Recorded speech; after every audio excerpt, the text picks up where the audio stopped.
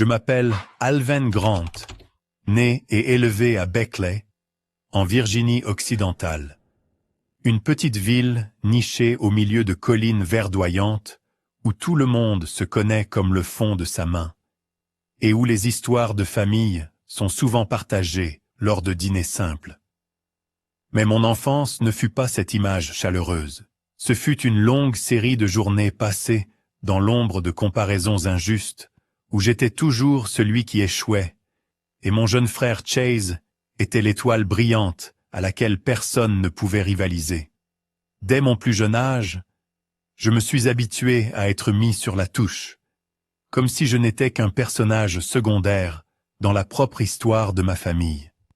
Chase, 4 ans plus jeune que moi, est né avec un charisme étrange, vif, éloquent et doué pour charmer les adultes avec ses sourires radieux ou ses blagues opportunes.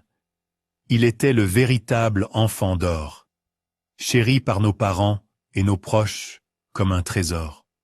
À chaque réunion, tous les regards étaient tournés vers Chase, tandis que je restais assis tranquillement, attendant une question ou un mot gentil qui arrivait rarement. Mon père, Gordon Grant, était mineur de charbon, travaillant jour après jour dans des tunnels sombres et sales, rentrant avec un visage maculé de poussière de charbon et des mains calleuses. C'était un homme de peu de mots, mais quand il parlait, c'était souvent pour louer Chase. Ma mère, Monica Grant, travaillait comme comptable pour une entreprise locale, toujours occupée par des livres et des factures. Pourtant, elle trouvait encore le temps de se vanter auprès des voisins de son fils intelligent.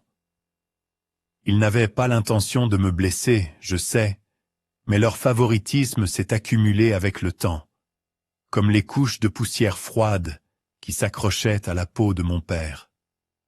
Mes parents m'ignoraient souvent pour des raisons qui semblaient raisonnables, mais qui n'étaient en réalité que des excuses pour justifier leur partialité. J'étais calme, réservé et pas particulièrement doué pour les petites conversations. J'avais souvent du mal lorsque j'essayais de discuter avec des parents, tandis que Chase pouvait faire éclater une pièce de rire avec une seule blague. Mes résultats de scolaire étaient bons, mais ne m'ont jamais valu de grandes récompenses ou de médailles brillantes à montrer. Chase, en revanche, était constamment félicité pour sa participation à toutes sortes d'activités, du football juvénile aux représentations scolaires, des choses qui le faisaient sortir du lot et attirer l'attention. J'adorais lire de la science-fiction et bricoler avec la technologie, passant des heures devant un vieil ordinateur que mon père avait acheté sur le marché d'occasion, le démontant pour comprendre comment il fonctionnait. Mais pour mes parents, c'était juste sec ou m'enfoncer le nez dans les ordinateurs, comme si mes centres d'intérêt étaient un défaut à corriger. Ces comparaisons répétées sont devenues une blessure qui couvait dans mon cœur, ne saignant pas, mais me faisant mal chaque nuit tardive. « Tu dois apprendre de ton frère », disait mon père chaque fois que je rentrais chez moi avec mon bulletin scolaire. Bien que mes notes fussent stables, elles étaient insignifiantes pour eux par rapport aux louanges que recevait Chase. J'avais l'impression de n'être qu'une ombre qui traînait derrière mon frère, une silhouette vague que personne ne remarquait ni ne nécessitait. Je ne ressentais pas de ressentiment envers Chase. C'était mon petit frère, et je l'aimais avec une affection fraternelle sincère. Mais chaque comparaison me poussait plus profondément en moi, construisant un mur invisible pour protéger mon cœur fragile. Un souvenir me hante encore aujourd'hui. Un après-midi de Noël, la famille s'est rassemblée autour de l'arbre. Chase a chanté Jingle Bells et a reçu une salve d'applaudissements.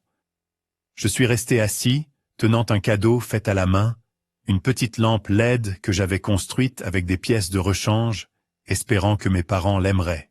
Quand je le leur ai présenté, ma mère l'a regardé et a dit « Tu devrais passer plus de temps à jouer avec ton frère au lieu de bricoler ces choses inutiles. » J'ai hoché la tête, avalé mes larmes et je me suis retiré dans ma chambre. Dans l'obscurité, je me suis demandé, serais-je un jour assez bien à leurs yeux? Serais-je toujours cette ombre? Mon enfance s'est déroulée dans des moments comme ceux-ci, m'apprenant que l'amour familial est parfois injuste et que les blessures invisibles peuvent faire plus mal que n'importe quelle lame. J'ai trouvé du réconfort dans les livres et la technologie où personne ne me comparait à personne d'autre. Mais au fond de moi, j'aspirais toujours au jour où mes parents me regarderaient, me verraient vraiment, et réaliseraient que je n'étais pas l'ombre de Chase, mais Alvin, une personne avec sa propre valeur, calme et différente, même si je l'étais. Quand j'ai atteint l'adolescence, j'ai pensé que les choses changeraient, que je trouverais mon propre coin de ciel où je pourrais briller à ma manière. Mais non, l'ombre de Chase planait plus grande et plus sombre que jamais, et mes années de lycée n'ont fait qu'approfondir le sentiment que j'étais invisible dans ma propre famille et dans le monde qui m'entourait. Au lycée de Beckley, j'étais toujours le Alvin calme et réservé, avec à peine quelques amis proches.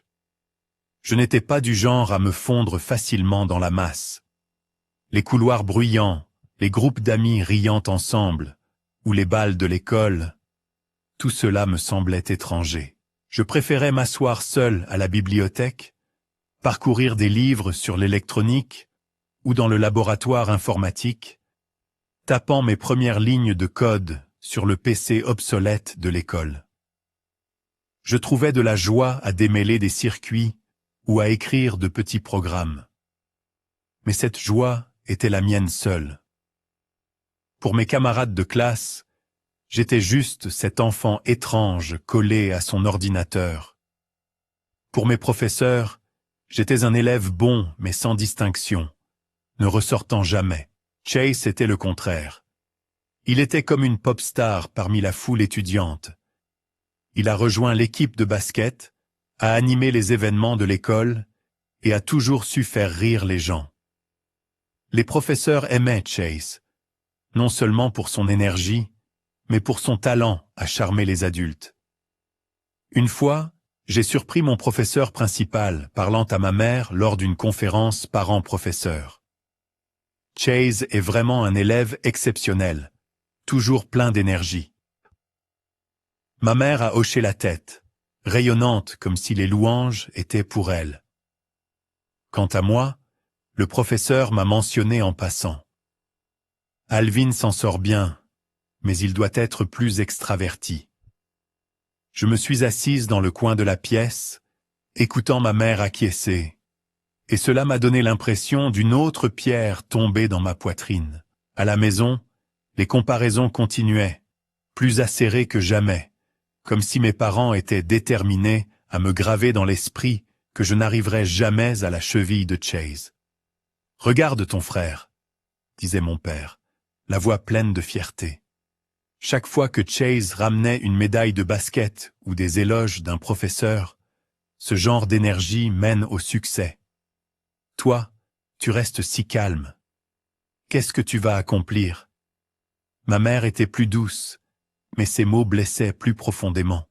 Alvin, tu dois apprendre à parler, à te connecter comme ton frère. Si tu n'es pas bon avec les gens, il sera difficile d'aller loin dans la vie. Je me contentais de hocher la tête, sans jamais contester, mais chaque mot était comme une nouvelle entaille sur une vieille blessure, la faisant saigner silencieusement. Ce n'est pas que je n'essayais pas. J'ai travaillé tranquillement dur à l'école, maintenu des notes stables et nourri un rêve de devenir ingénieur. J'aimais l'ingénierie, la façon dont les circuits se connectaient, la façon dont les lignes de code créaient un système fonctionnel en douceur, tout cela était logique et non jugeant. Dans ce monde, j'avais le sentiment d'avoir de la valeur. J'ai commencé à rechercher des universités, en particulier l'Université de Virginie occidentale, réputée pour son programme d'ingénierie. Je rêvais d'un jour me tenir dans un laboratoire, créant quelque chose de mon propre, prouvant que je n'avais pas besoin d'être comme Chase pour réussir. Mais j'ai gardé ce rêve pour moi, parce que chaque fois que je mentionnais l'ingénierie, ma mère secouait la tête. À quoi serviront ces machines? Tu devrais apprendre à communiquer comme ton frère. Une fois, j'ai décidé d'essayer de changer. J'ai rejoint le club de sciences de l'école, en espérant faire quelque chose qui rendrait mes parents fiers. Mon groupe a construit une petite maquette de fusée et nous avons été choisis pour la présenter à la foire scientifique de l'école. Je me suis préparé nerveusement, pensant que cette fois, mes parents me verraient différemment. Mais le jour de l'événement, Chase avait un match de basket important et mes deux parents sont allés l'encourager. Je me suis tenu sur scène en présentant notre fusée, jetant un coup d'œil au public et voyant leur siège vide. Plus tard, à la maison, ma mère a simplement dit « J'étais occupée à regarder le match de ton frère. La prochaine fois, préviens-moi à l'avance pour que je puisse planifier. » J'ai hoché la tête, mais au fond, je savais qu'il n'y aurait pas de prochaine fois. Quand j'ai reçu la lettre d'acceptation de l'Université de Virginie-Occidentale pour le programme de génie électrique, cela a ressemblé à un rayon de lumière perçant le long tunnel sombre de ma vie. Debout aux portes de l'université, contemplant les amphithéâtres imposants et les laboratoires modernes remplis d'équipements de pointe, je me suis dit « C'est là que je suis à ma place ». L'université n'était pas seulement une chance d'apprendre, c'était un endroit où j'espérais façonner qui j'étais, sortir de l'ombre de Chase et prouver que j'avais de la valeur, même d'une manière différente. Mes premiers jours à Morgantown furent comme un homme assoiffé trouvant un ruisseau. J'ai plongé dans mes études avec ferveur, savourant le temps passé dans le laboratoire à bricoler des circuits complexes ou à écrire des lignes de code qui faisaient fonctionner un petit système en douceur. Chaque fois qu'un de mes programmes s'exécutait avec succès avec Hello World clignotant à l'écran, mon cœur battait la chamade comme si je venais de créer un monde à moi. Je n'avais pas besoin d'un public ni d'applaudissements, juste la connaissance que je me rapprochais de mon rêve de devenir ingénieur. Pendant que je me noyais dans les devoirs et les emplois à temps partiel pour couvrir les frais de scolarité, Chase empruntait une voie complètement différente. Il a abandonné l'université après seulement 1 an, déclarant que l'école était restrictive et pas pour quelqu'un comme lui. Au lieu de cela, il s'est lancé dans le travail indépendant, poursuivant des entreprises qui semblèrent grandioses mais étaient vagues. Il appelait fréquemment à la maison, racontant à nos parents des histoires d'idées d'investissement, de connexions de haut niveau avec des entrepreneurs de la ville ou de plans qui changeraient leur vie. Chaque fois qu'il venait, Chase apparaissait comme une star, vêtu de nouvelles chemises impeccables, arborant le dernier téléphone et racontant des histoires de gros contrats qu'il était sur le point de signer. Je le regardais, me demandant d'où venait l'argent quand il n'avait pas d'emploi stable. Nos parents, comme s'ils suivaient un script familier, continuaient de favoriser Chase. Ils l'admiraient, le qualifiant de go-getter et de visionnaire.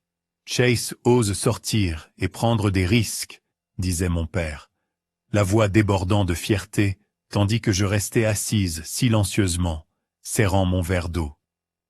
Mais toi, Alvin, tu ne fais qu'un travail régulier. Qu'est-ce que cela va t'apporter? Tu dois apprendre de ton frère et rêver grand. Ces mots étaient comme du sel frotté sur une vieille blessure, la faisant saigner silencieusement. Je voulais crier que je travaillais dur, que chaque mois je me privais et économisais pour payer les frais de scolarité, le loyer et les manuels techniques coûteux. Mais je suis resté silencieux comme je l'avais toujours fait, sachant que parler ne changerait rien. Ce qui faisait le plus mal, c'était la façon dont mes parents soutenaient Chase, sans penser à mes difficultés, pour lancer ses entreprises. Chase leur demandait fréquemment de l'argent, parfois pour une application technologique prometteuse, d'autres fois pour se plaindre et dîner avec des partenaires commerciaux dans des restaurants chics. Mes parents n'hésitaient pas à puiser dans leurs économies ou même à contracter des prêts pour lui en donner. Chase a besoin de cette opportunité pour s'élever, disait ma mère, comme si c'était la chose la plus évidente au monde. Pendant ce temps, je devais me débrouiller seul à l'université. Frais de scolarité, loyer, nourriture, livres, tout dépendait de travaux à temps partiel exténuants. J'ai travaillé comme serveuse dans un café, lavé la vaisselle dans un restaurant et réparé occasionnellement des ordinateurs pour des camarades de dortoir pour gagner quelques dollars supplémentaires. Une fois, j'ai hésité à appeler ma mère pour demander une petite somme afin d'acheter un livre technique requis pour un cours. Elle a soupiré au téléphone. « C'est serré, Alvin. Je viens d'envoyer de l'argent à Chase pour son entreprise. Tu devras te débrouiller. » J'ai raccroché, me suis assise dans ma chambre louée et regardé la pile de livres d'occasion sur mon bureau et me suis dit que je devais faire plus d'efforts.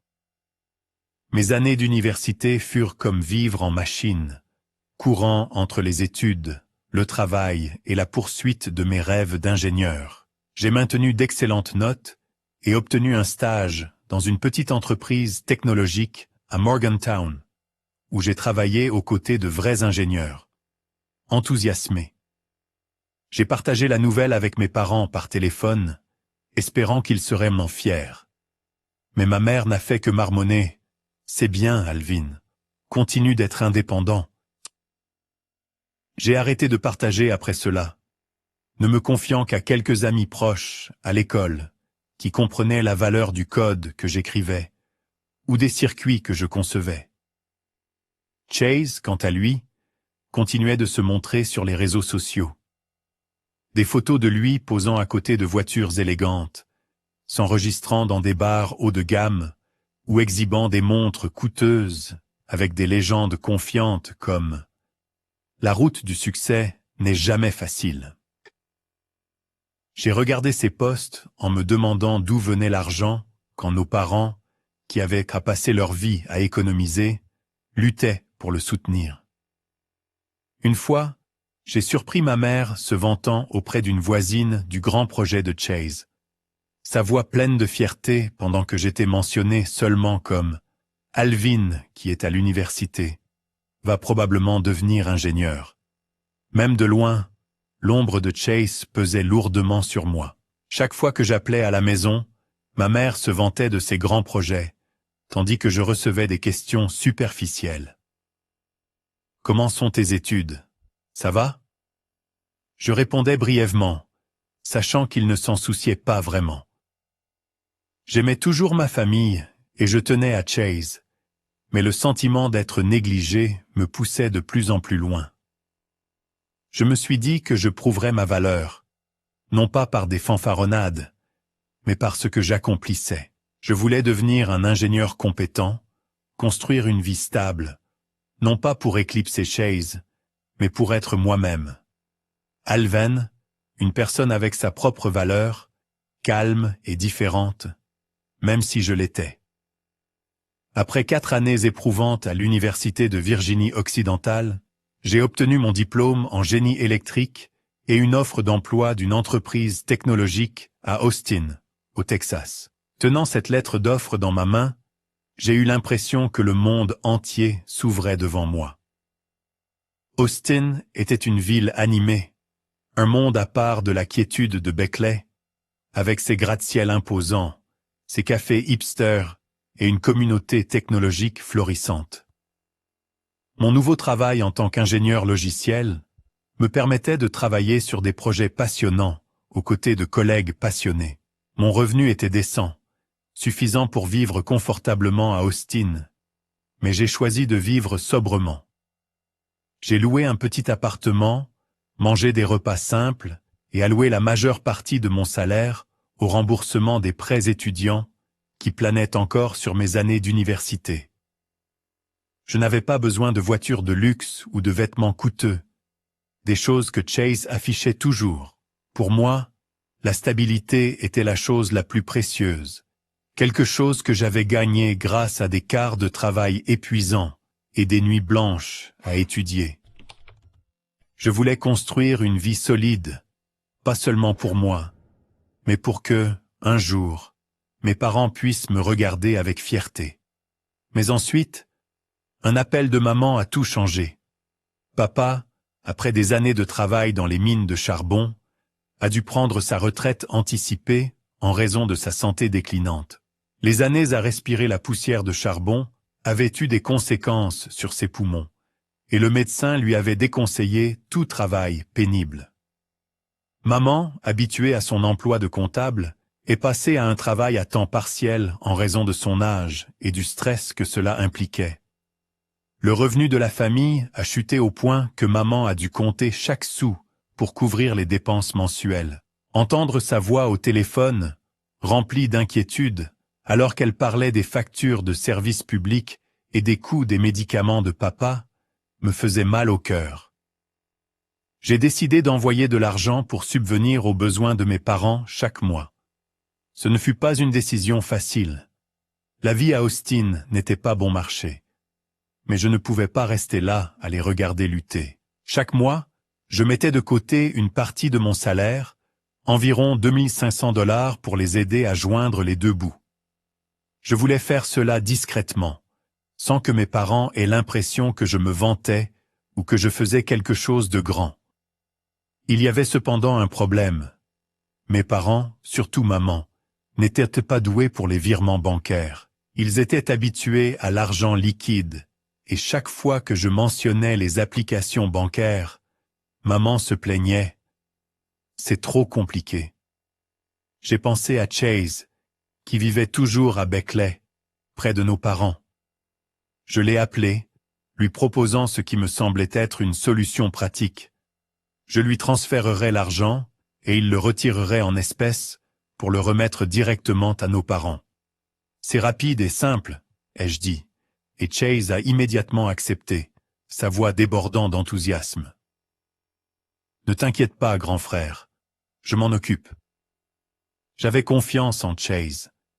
Malgré son style de vie tape à l'œil et son irresponsabilité occasionnelle, je le voyais toujours comme mon petit frère, quelqu'un qui ne ferait rien pour nuire à notre famille.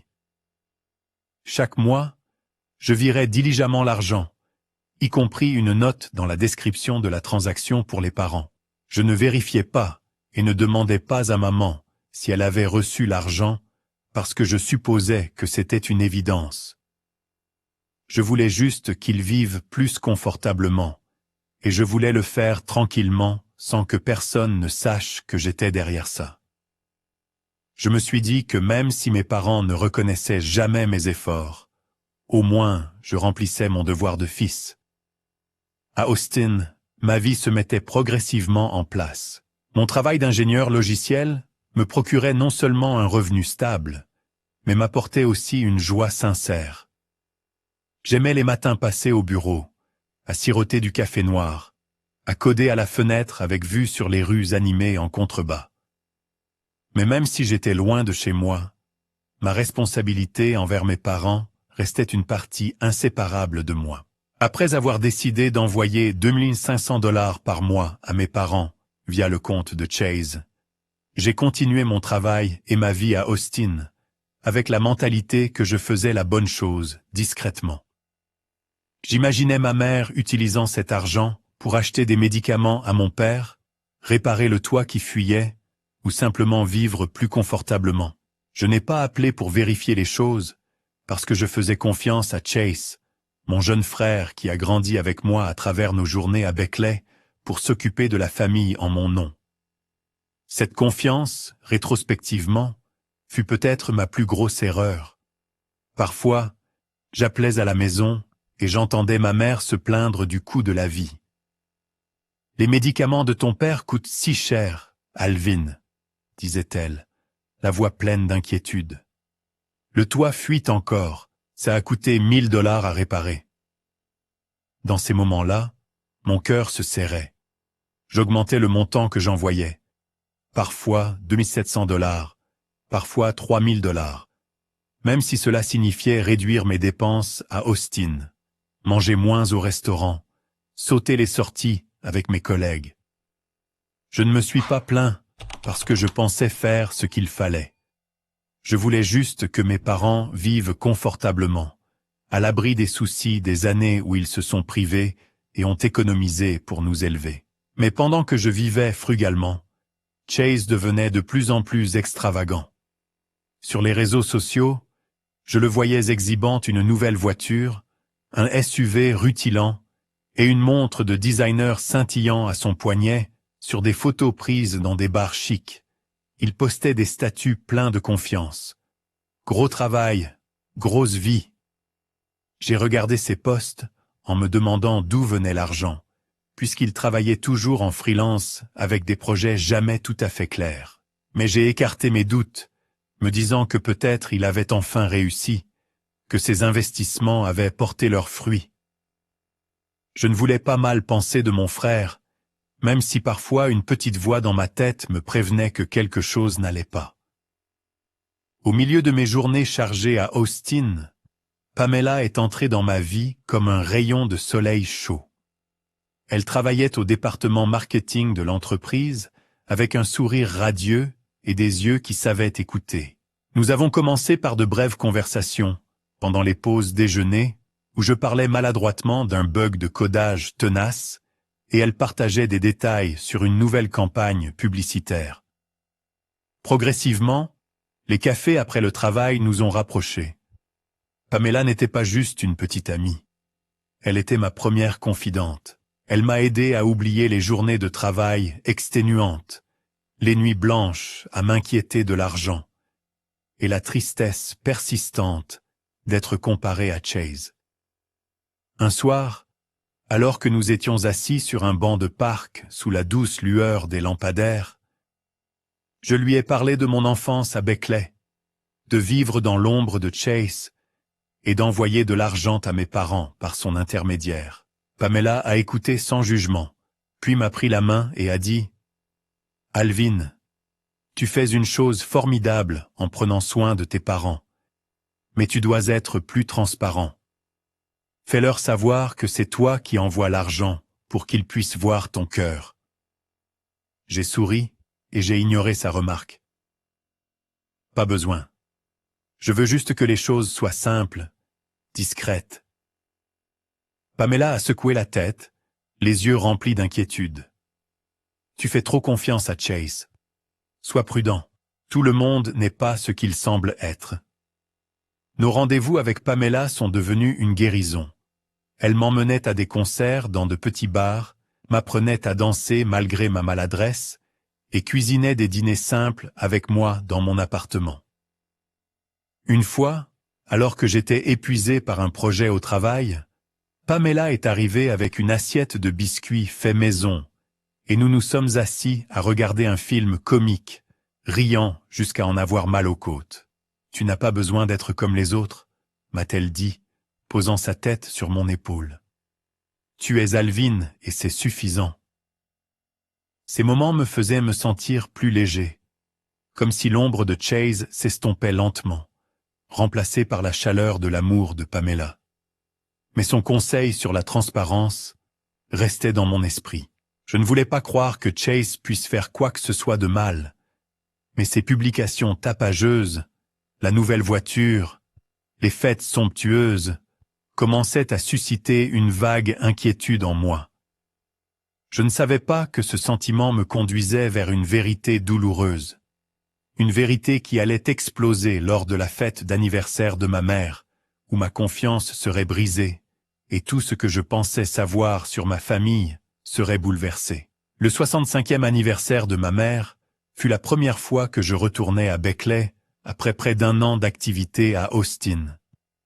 Je voulais faire quelque chose de vraiment spécial pour la célébrer. J'ai passé des semaines à préparer un cadeau, un appareil photo numérique compact, facile à utiliser avec un grand écran et des boutons simples. Parfait pour maman, qui avait un jour mentionné vouloir capturer les moments en famille et les marges de sa jardin. Je suis allé dans un magasin d'électronique à Austin, testant chaque modèle, pesant soigneusement les marques. Pamela, ma petite amie, m'a même aidé à vérifier les fonctionnalités, s'assurant que maman adorerait. Ta mère va adorer ça, a dit Pamela avec un sourire. Ses yeux pétillants alors que nous emballions le cadeau dans du papier cadeau vert, la couleur préférée de maman, et écrivions une carte qui disait « Joyeux anniversaire, maman !» d'Alvin et Pamela. Que là, Pamela a accepté de m'accompagner à Beckley, pas seulement pour la fête, mais aussi pour rencontrer ma famille. J'étais plus nerveux que jamais. C'était la première fois que j'amenais une petite amie à la maison, et je voulais que ma famille voie que j'étais différent maintenant. Un Alvin mature, avec un emploi stable, une vie respectable, et un partenaire merveilleux. Dans l'avion d'Austin, je me suis assis à côté de Pamela, regardant par la fenêtre de l'avion les nuages blancs qui dérivaient. Elle m'a tenu la main et a murmuré « Ne t'inquiète pas, tout ira bien. J'ai hâte de rencontrer tes parents, même s'ils sont un peu biaisés, comme tu l'as dit. » J'ai souri, mais mon cœur était lourd. J'avais parlé à Pamela de mon enfance, de l'ombre de Chase, du fait d'être constamment comparé à lui. Mais j'espérais toujours que cette fête serait une occasion de réparer les choses, que mes parents me verraient différemment sans me comparer à lui. Le trajet de l'aéroport à Beckley nous a emmenés à travers des routes familières où les collines verdoyantes se dressaient silencieusement comme des souvenirs d'enfance. Notre ancienne maison familiale est apparue avec son porche légèrement écaillé, ses tuiles de toit patinées et le petit jardin de maman fleurissant de marguerites jaunes. Je suis sorti de la voiture, prenant une profonde inspiration, inhalant l'odeur de l'herbe humide dans l'air de la maison. Pamela a souri, tirant sa petite valise, semblant aussi naturelle que si elle appartenait à cet endroit. J'ai serré maman dans mes bras, remarquant qu'elle était plus mince que la dernière fois que je l'avais vue. Ses cheveux striés de plus de gris. Papa était assis dans un fauteuil dans le salon, toussant à plusieurs reprises, son visage pâle des années de travail dans les mines, mais il a réussi à sourire en me voyant. J'ai présenté Pamela, et maman l'a serrée dans ses bras, disant « Entre, ne sois pas timide. » Pamela a souri, répondant chaleureusement « Merci. J'ai beaucoup entendu parler de vous par Alvin. » Chase est apparu peu après, sortant de la cuisine dans un costume bleu marine impeccable, une chemise blanche et une montre brillante à son poignet. Il m'a tapé sur l'épaule, riant fort. « Tu es de retour, hein? Toujours le gars de la tech. Ne change jamais. » J'ai souri en retour, essayant de ne pas remarquer le regard de maman qui m'a brièvement traversé avant de se poser sur Chase, comme pour nous comparer. Pamela m'a murmuré « Ton frère sait vraiment comment voler la vedette. » J'ai hoché la tête, sans rien dire. La fête a eu lieu dans le salon, décoré d'or, de guirlandes et de ballons. La table de la salle à manger était chargée de gâteaux, de biscuits faits maison, et d'un vase de marguerites que maman avait cueilli dans le jardin. Les parents se sont rassemblés, et la pièce bourdonnait de rires et de bavardages. Il y avait tante Linda, qui adulait toujours Chase. Oncle Frank, qui aimait raconter des histoires de sa jeunesse, et quelques voisins proches. Pamela s'est rapidement intégrée, discutant joyeusement avec tante Linda de son travail en marketing à Austin, de la conception d'une campagne publicitaire pour l'entreprise. Je l'ai regardée, ressentant un mélange de fierté et d'inquiétude. Je voulais que ma famille voie Pamela non seulement comme ma petite amie, mais comme quelqu'un qui me comprenait, qui me faisait sentir valorisé. Mais ensuite, comme un script familier, la conversation s'est tournée vers Chase. Tante Linda, à mi-chemin de sa gorgée de thé, s'est tournée vers lui, la voix pleine d'admiration. « Chase, tu es un fils si beau. Envoyer de l'argent à tes parents chaque mois, régulier comme une horloge. Cette famille a de la chance de t'avoir. » D'autres ont hoché la tête, acquiescent. Exactement. Ce garçon sait comment s'occuper de sa famille. Pas comme certains qui ne vivent que pour eux-mêmes. Mon cœur s'est serré. Pamela m'a serré la main sous la table, ses yeux disant « Ne laisse pas ça t'atteindre ». Maman, comme pour jeter de l'huile sur le feu, m'a regardé avec des yeux reproches. « Alvin, pourquoi ne peux-tu pas être ne serait-ce qu'une fraction comme Chase? Tu devrais apprendre de lui. Chase s'occupe de toute cette famille. Tu le sais. » Ces mots, tranchants comme un couteau, ont entaillé profondément des blessures que j'avais essayé d'enterrer pendant des années. Pamela m'a serré la main plus fort, murmurant « Reste calme, Alvin. Ne les laisse pas te blesser. » Mais je ne pouvais plus rester calme. Des années à me retenir, des années à entendre des comparaisons, des années à envoyer silencieusement de l'argent sans reconnaissance. Tout a explosé en moi comme un feu incontrôlable. Je me suis levé brusquement, la chaise en bois raclant bruyamment, surprenant tout le monde. Ma voix tremblait, mais était résolue. Si c'est le cas, à partir de maintenant, laisse Chase gérer toutes les factures. J'arrêterai d'envoyer de l'argent. La pièce est tombée dans un silence, comme si l'air avait été aspiré. Les yeux de mes parents se sont écarquillés de choc. Papa, sa voix marquée par la maladie, a parlé. « Quel argent! Nous n'avons jamais rien reçu de toi. » Maman a hoché la tête. Son ton était vif. « Alvin, ne dis pas de bêtises. Tu travailles loin. Tu ne te soucies jamais de nous. Quand as-tu déjà envoyé de l'argent? » J'ai senti le sang affluer à ma tête, un mélange de douleur et de colère. Pamela m'a regardé, ses yeux inquiets mais encourageants. J'ai pris une profonde inspiration, sorti mon téléphone de ma poche et ouvert l'application bancaire. Mes doigts ont parcouru l'historique des transactions. Chaque ligne était claire comme le jour. Only $500 chaque mois, parfois $2 700, parfois $3 000, tous transférés sur le compte de Chase avec la note « Pour les parents ». Je tenais l'écran pour que tout le monde voie ma voix calme mais glaciale. Voilà depuis 2 ans. Chaque mois, j'envoie de l'argent à Chase pour vous le donner. Vous dites que je ne m'en soucie pas. Alors qu'est-ce que c'est? La pièce est devenue complètement silencieuse. La bouche de maman s'est ouverte, ses mains tremblant comme si elle voulait toucher l'écran. Papa s'est redressé, les yeux écarquillés, sa voix « Alvin, est-ce vrai ?» Les parents ont commencé à murmurer, leurs regards admiratifs sur Chase se transformant en suspicion. Tante Linda a murmuré « Mon Dieu, que se passe-t-il ?» Oncle Frank, d'habitude silencieux, s'est tourné vers Chase, son ton était sévère. « Chase, qu'est-ce que c'est que cet argent? Qu'est-ce que tu as fait avec ce que ton frère t'envoie ?» Son ton n'était pas en colère, mais portait une profonde déception, comme s'il venait de perdre quelque chose de précieux. Chase a levé la tête, ses yeux fuyants, puis a bégayé. « Je ne voulais pas, papa. J'ai juste emprunté pour un moment.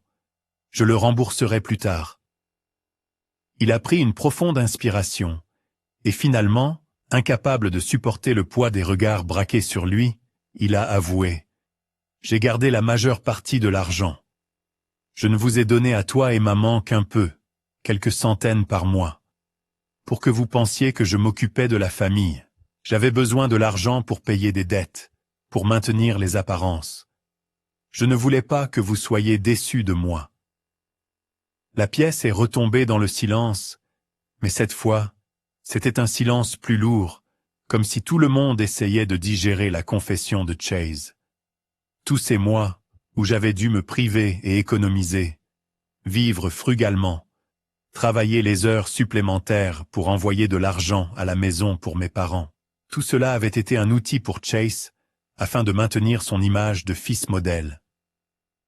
Je les regardais, cherchant une trace du petit frère qui me courait autrefois après dans le jardin pour jouer au ballon, qui partageait un biscuit fait par maman avec moi. Mais devant moi maintenant se tenait un jeune homme, le visage rouge de honte et les yeux évitant les miens. Pamela, debout à côté de moi, a dit doucement à la pièce. Alvan ne voulait pas faire de gros problèmes à ce sujet. Il voulait juste que ses parents vivent bien sans souci. Mais je pense qu'à partir de maintenant, les choses doivent être plus claires.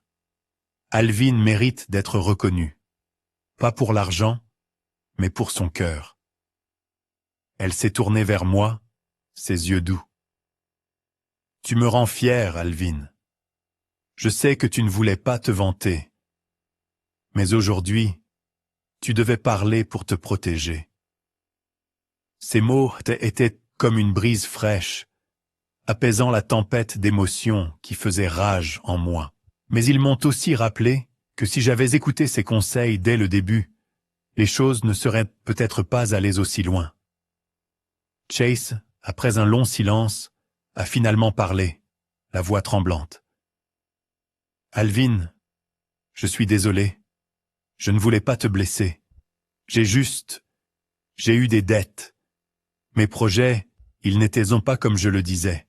J'ai perdu de l'argent, accumulé des dettes, et j'avais besoin de l'argent pour maintenir les apparences pour que maman et papa ne soient pas déçus. Il a baissé la tête, la voix étranglée. J'avais tort. Je ne pensais pas que les choses iraient aussi loin. Sa confession m'a laissé à la fois en colère et plein de pitié. En colère parce qu'il avait menti et m'avait utilisé, mais plein de pitié parce que c'était mon frère, et je savais qu'il était aussi une victime des attentes qu'il s'était imposées. La vérité sur Chase s'est lentement révélée. Les grands projets dont il se vantait sur les réseaux sociaux, le SUV, la montre de designer, les fêtes somptueuses, tout cela était financé par des prêts, des dettes, et pire encore, l'argent que j'avais envoyé pour nos parents. Il avait utilisé la majeure partie pour maintenir son style de vie tape à l'œil, ne donnant à nos parents que quelques centaines par mois, juste assez pour qu'ils pensent qu'il était le fils modèle. Je l'ai regardé, mon cœur déchiré entre la douleur et la déception. Mais plus que tout, j'ai réalisé que la distance entre nous n'était pas seulement une question de personnalité, c'était une question d'honnêteté. Maman a couvert son visage, sanglotant. Elle a attrapé ma main, la voix tremblante. Alvin, je suis tellement désolé. Je ne savais pas que tu faisais autant. J'avais tort toutes ces années. Papa, sa voix, m'a regardé avec des yeux pleins de regret. J'avais tort, Alvin. J'ai toujours pensé que tu ne te souciais pas de la famille, que Chase était celui qui veillait sur nous. Je n'aurais jamais imaginé toi. Il a laissé les mots en suspens, comme s'il ne trouvait pas les mots. J'ai vu ses yeux rougir, et pour la première fois de ma vie, j'ai senti qu'il me voyait vraiment. Pas comme l'ombre de Chase, mais comme son fils. Les parents dans la pièce, de tante Linda à oncle Frank, ont commencé à murmurer. Tante Linda, qui avait toujours loué Chase, a tranquillement posé sa tasse de thé, les yeux confus. Oncle Frank m'a regardé, la voix basse. « Alvin, je n'avais aucune idée que tu faisais si discrètement tant de choses. Je pensais toujours qu'il... » Il n'a pas fini, mais ses yeux, pour la première fois, portaient un respect que je n'avais jamais vu auparavant. Un voisin a murmuré « Il s'avère qu'Alvin est celui qui porte la famille. Qui l'aurait cru ?» Je les ai regardés tous, mon cœur déchiré entre la douleur et le soulagement. La vérité était sortie, mais elle n'avait pas apporté la joie que j'espérais. Je voulais juste que mes parents vivent bien, sans souci. Mais maintenant, je réalisais que ma confiance avait été trahie, et ma famille avait été obscurcie par des mensonges et du favoritisme. Chase a levé la tête, les yeux pleins de remords. « Alvin, je vais te rembourser l'argent. Je promets que je vais me rattraper. » Mais je ne savais pas si cette promesse était digne de confiance. Tout ce que je savais, c'est qu'à partir de ce moment, tout dans notre famille avait changé pour toujours. J'ai pris une profonde inspiration, essayant de garder ma voix calme. « Maman, papa, ai-je commencé, mon regard balayant la pièce. Je ne voulais pas que les choses en arrivent là. Tout ce que j'ai jamais voulu, c'est que vous viviez bien sans souci. Mais ce qui vient de se passer, ça m'a fait tout repenser. Je ne peux pas continuer comme avant. » Maman m'a regardé, les yeux toujours remplis de larmes, comme si elle voulait dire quelque chose. Mais j'ai levé la main pour l'arrêter.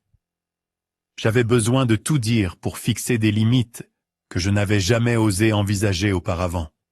« Si vous voulez que je continue à vous soutenir, » ai-je dit, ma voix lente mais résolue. « J'ai quelques conditions. Premièrement, je ne veux plus entendre de comparaison entre moi et Chase. J'ai vécu toute ma vie dans son ombre, et j'en ai marre. Je suis Alvin, pas une version inférieure de Chase. » J'ai regardé maman, puis papa, mes yeux pas en colère, mais fermes. Deuxièmement, à partir de maintenant, toutes les dépenses doivent être transparentes. Je vous enverrai l'argent directement, ou je paierai les factures moi-même. J'ai besoin de savoir que mon argent est utilisé pour son objectif prévu. Et troisièmement, Chase doit aussi contribuer. S'il veut faire partie de cette famille, il doit assumer ses responsabilités, pas seulement faire des promesses vides. La pièce est tombée dans le silence. Maman a hoché lentement la tête, les larmes coulant toujours sur ses joues. « Alvin, je suis d'accord, » a-t-elle dit, la voix étranglée par l'émotion. « J'ai eu tort de te comparer à ton frère. Je promets que je ne le ferai plus. J'ai juste voulu que notre famille soit harmonieuse, mais j'ai fait tellement d'erreurs. » Papa a pris la parole, lui aussi. « Je suis d'accord, Alvin. Tu as raison. Désormais, tout sera transparent. Nous ne laisserons plus cela se reproduire. » Chase, toujours la tête baissée, a finalement levé les yeux. Son visage était rouge, ses yeux remplis de honte, mais aussi d'une lueur de détermination. « Alvin, » a-t-il dit, la voix tremblante. « Je sais que j'ai eu tort. Je ne m'excuse pas seulement. Je vais essayer de arranger les choses. Je vais contribuer. J'aiderai maman et papa, et je vivrai de manière plus responsable. » Il m'a regardé, ses yeux implorant une chance. « Je ne veux pas perdre cette famille, et je ne veux pas que tu penses mal de moi pour toujours. » Ces mots, bien que je ne sois pas entièrement sûr de pouvoir les croire, ont adouci mon cœur. Pamela, assise à côté de moi, a esquissé un léger sourire et a murmuré « Tu as bien fait, Alvin. Poser des limites est nécessaire, et je crois que ta famille comprendra. » Elle s'est tournée vers maman, la voix douce. « Madame, je sais que c'est difficile, mais Alvin veut juste de l'équité et de la transparence dans la famille. Il vous aime tellement, vous et votre mari. » Maman a hoché la tête, serrant la main de Pamela, souriant comme si elle voulait dire quelque chose, mais ne trouvait pas les mots. Ce qui était censé être une occasion joyeuse était devenu un tournant pour notre famille. Maman, après avoir essuyé ses larmes, s'est levée et m'a serré fort dans ses bras. « Mon fils, je suis si fière de toi, » a-t-elle dit, la voix tremblante. « Je n'oublierai jamais ce que tu as fait. » Papa, incapable de se tenir debout, m'a saisi la main, les yeux pleins de gratitude. J'ai ressenti une petite étincelle de chaleur dans mon cœur. Non pas pour la reconnaissance, mais parce que pour la première fois, j'ai senti l'amour de ma famille non obscurci par les comparaisons. La fête d'anniversaire s'est terminée dans le calme, personne n'étant d'humeur à couper le gâteau ou à lever les verres pour trinquer. Les parents sont partis un par un. Les chuchotements sur Chase et la vérité qui venait d'être révélée persistaient dans l'air. Pamela m'a tenu la main, ses yeux étant une ancre stable au milieu de la tempête d'émotions. « Ça va ?» a-t-elle demandé doucement.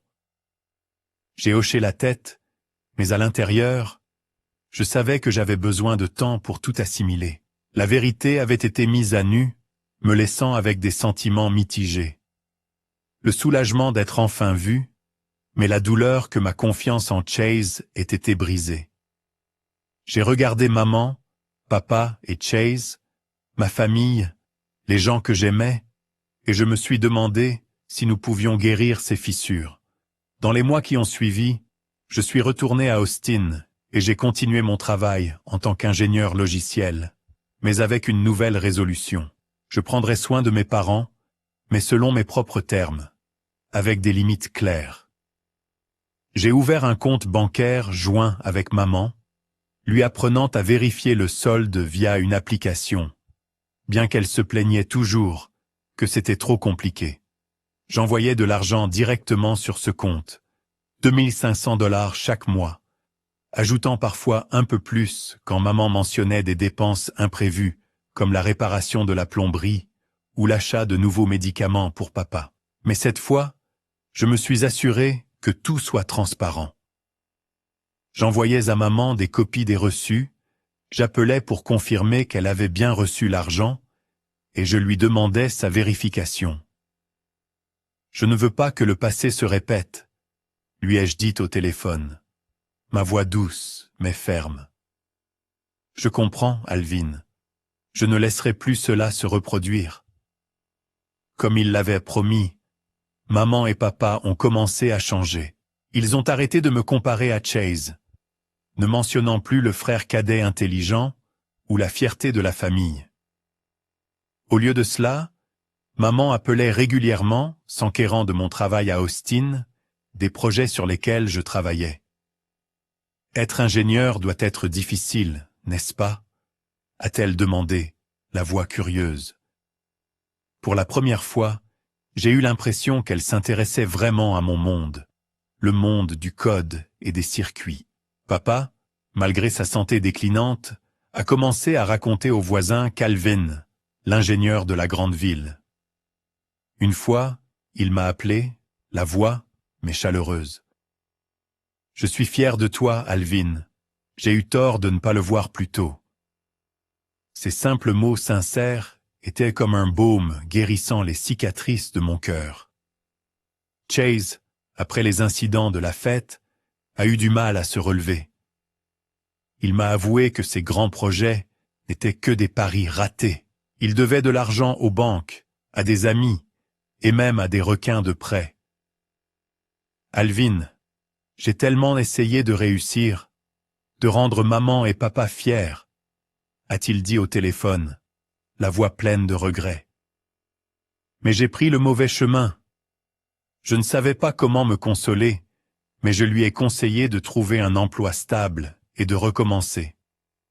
Chase a hoché la tête, et pour la première fois, j'ai vu qu'il prenait sa promesse au sérieux.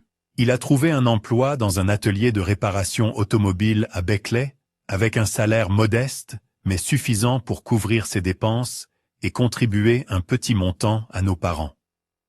Chaque mois, il envoyait 300 $ à la maison. Pas beaucoup, mais c'était son premier effort réel pour vivre de manière responsable.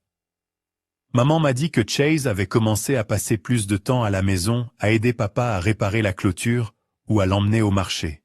« Il essaie, Alvin, » a-t-elle dit doucement. « Je sais qu'il avait tort, mais je crois qu'il va changer. » Je me suis senti soulagé, non seulement à cause des changements de Chase, mais parce que j'avais finalement échappé à l'ombre de la comparaison qui m'avait pesé pendant des années.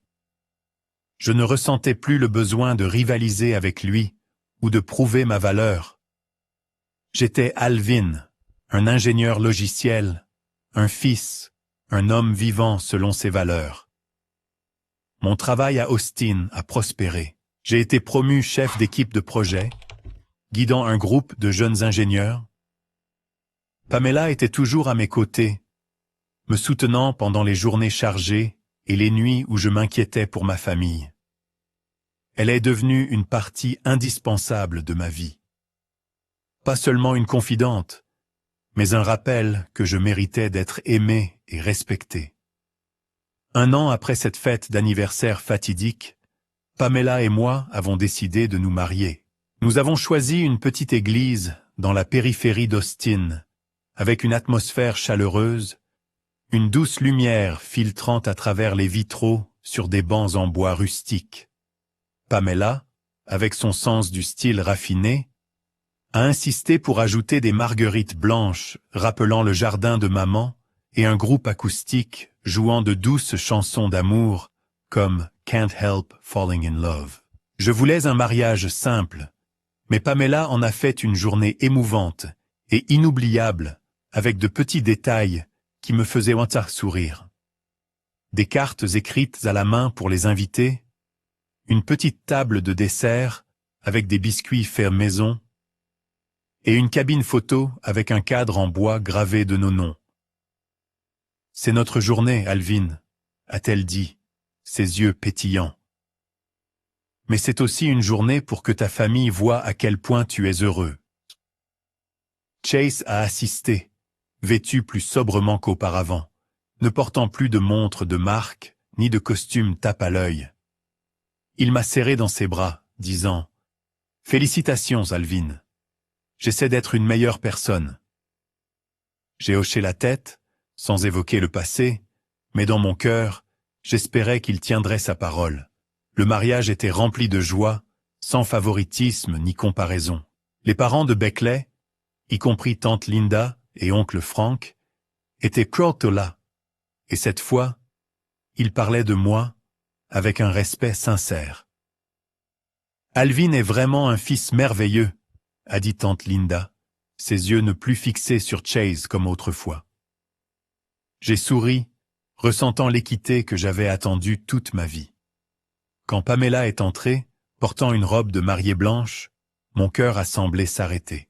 Elle avait l'air d'un rêve, ses cheveux tombant doucement, ses yeux brillant sous la lumière de l'église. Le groupe jouait une douce mélodie acoustique, et alors qu'elle s'approchait, prenant ma main, j'ai su que ce n'était pas seulement un nouveau départ pour moi, mais pour notre famille. La cérémonie était remplie de joie, sans favoritisme ni comparaison, seulement de l'amour et des retrouvailles. Alors que nous échangions nos vœux, j'ai regardé dans les yeux de Pamela et j'ai dit « Je promets de t'aimer et de te chérir de la manière dont tu m'as aidé à me retrouver. » Pamela a souri, sa voix étranglée par l'émotion.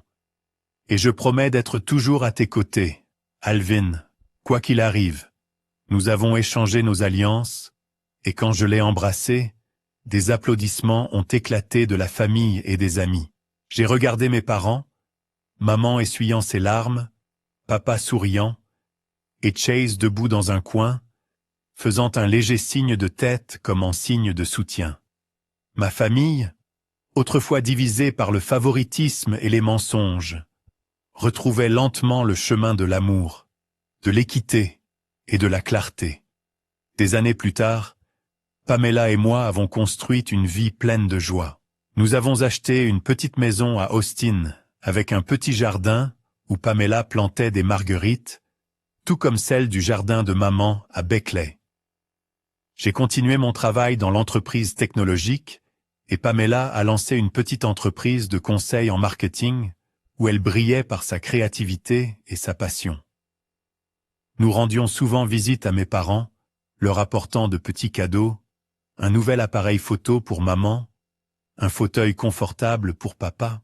Mes parents nous accueillaient maintenant avec des sourires et des histoires qui ne se concentraient plus sur Chase. Ils parlaient du jardin de maman, de la santé de papa, et s'informaient de notre vie à Austin. Tant que tu es heureux, je suis heureuse, a dit maman, ses yeux sans aucune trace de favoritisme. Chase, après des années de lutte, a finalement trouvé son chemin. Il a remboursé ses dettes grâce à son emploi stable à l'atelier de réparation automobile et a ensuite ouvert un petit garage à Beckley. Son entreprise se portait bien, pas les grands projets dont il se vantait autrefois, mais assez pour qu'il soit fier de ses réalisations. Il continuait d'envoyer 300 $ par mois à nos parents, ajoutant parfois un peu plus quand il le pouvait. Il a commencé à réparer ses erreurs passées, non seulement avec de l'argent, mais avec des actions. Réparer le toit de nos parents, emmener papa au rendez-vous chez le médecin, ou simplement partager un dîner avec eux. Une fois, il m'a appelé, la voix sincère. « Alvin, je sais que j'ai déconné, mais j'essaie d'être quelqu'un dont tu peux être fier. » J'ai souri au téléphone. « Continue d'essayer, Chase. Je crois en toi. » Et pour la première fois, j'ai vraiment cru qu'il pouvait le faire. Nos vies de frères, autrefois divisées par le favoritisme et les mensonges, avaient trouvé un équilibre. Je ne vivais plus dans l'ombre de Chase, et il ne courait plus après des attentes irréalistes. Notre famille, bien que pas parfaite, avait appris à s'aimer équitablement et transparentement. En regardant en arrière sur mon parcours, du garçon calme de Beckley à l'homme heureux aux côtés de Pamela, j'ai réalisé que les liens familiaux ne sont vraiment forts que lorsqu'ils sont fondés sur la transparence et l'équité. L'amour sans équité cesse d'être un refuge et devient une blessure difficile à guérir. Ce n'est que lorsque chaque personne est valorisée pour qui elle est que la famille peut perdurer comme un lieu où retourner plutôt que comme une ombre qui lie une vie.